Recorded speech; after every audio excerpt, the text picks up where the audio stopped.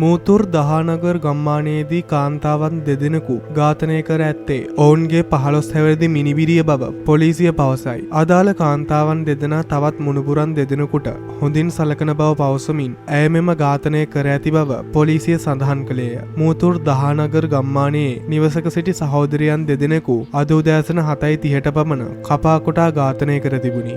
එලෙස ඝාතනය කර තිබුණේ අවුරුදු 68ක හා 74ක කාන්තාවන් දෙදෙනෙක් වන අතර ඔවුන් විශ්‍රාමික රජයේ සේවකයන්. ඔවුන් සමග සිටි 15 හැවිරිදි ගැහැණු ළමයෙකුද සුළු තුවාල ලබා අද උදෑසන රෝහල්ගත කරනු ලැබීය. පසුව මූතුර් පොලිස් ස්ථානාධිපතිවරයා සිදු කළ විමර්ශනයකදී අනාවරණය වී තිබුණේ අදාළ ගැහැණුදරිය මෙම ද්විත්ව ඝාතනය සිදු කර ඇති බවය. ඒ අනුව ඇයව අත්අඩංගුවටගෙන සිදු කළ ප්‍රශ්න කිරීමේදී ඇය ද්විත්ව ඝාතනය සිදු කළ බව පාපොච්චාරණය කළ බව පොලිසිය සඳහන් කළේය. සිය මිත්තණියන් දෙදෙනා තවත් මුණුබුරන් දෙදෙනෙකුට තමන්ට වඩා හොඳින් සැලකීම හේතුවෙන් ඇති වූ සිත් තැවුල මත මෙම ඝාතනය සිදු කළ බව ඇය පොලිසිය හමුවේ පවසා තිබේ.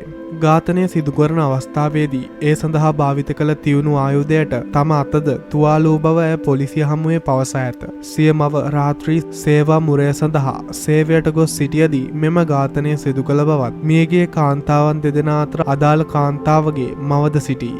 සැකකාර දැරිය හෙට දිනේදී අධිකරණයට ඉදිරිපත් කිරීමට නියමිත අතර සිද්ධිය සම්බන්ධ වැඩිදුර විමර්ශන නැගෙනහිර පළාත් භාර ජ්‍යෙෂ්ඨ නියෝජ්‍ය පොලිස්පති වරුණ ජයසුන්දර මහතාගේ උපදෙස් මත ක්‍රියාත්මකයි.